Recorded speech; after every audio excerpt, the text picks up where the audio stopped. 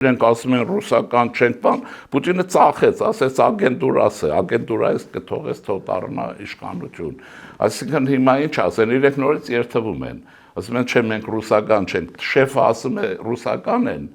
են ասում են ռուսական չենք, հիմա այդ ձևի բան լինում է, թե չէ։ Բայց ծրագրային առումով ըստեյության ինչ են առաջարկում, պարոն Ոչմանը հեղաշրջում են ուզում են Հայաստանում ռուսական իշխանության վերականգնում։ Մնացած ինչ կնի, իրենք ինչ գիտեն։ Այդ կոպերկին ինչ-որ կասետ էլ կլինի, Կիրիենկոն ինչ-որ կասետ էլ կլինի, իրենք ինչ գիտեն, եթե նրանց մարդիկ են։ Իրենք ընդհանրապես խոսեն, որտեղ խոսեն, բայց իրենց փրկությունը նրա մեջ են տեսնում։ Իրենց համար վերջին աշխո զարգացնող շվիցարագիրը կարևոր չի, կարևորը ռուսական ուրեմն իշխանության վերականգնում է, որտեղ իրենք չինովնիկ կլինեն, որտեղ իրենց երեխեքը բանակ չեն գնա, բայց հայ երիտասարդությանը զորագոչ կանեն, դիվիզիաներով կուղարկեն ուկրաինական ճակատ։ Այս սա իրենց գործն է, իրենց պատկերացումով։ Դրա համար ժողովուրդը չեք տեսնում, իշքան անհաղորդ է։ Ժողովուրդը անհաղորդ է։ Ժողովուրդը ունի իմաստություն, այդ իմաստությունը իրենց դեմ է։ Մնացածը հեքիաթներն էլ է։ Այդ բանը մեկը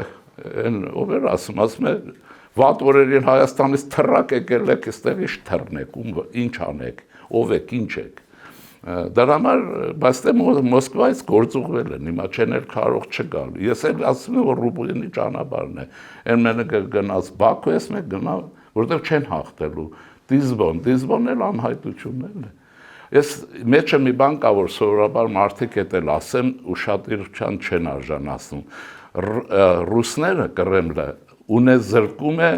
իր աճեցրած հայ օլիգարխներին եւ ուղղակի աքսոր է ուղարկում։ Աքսոր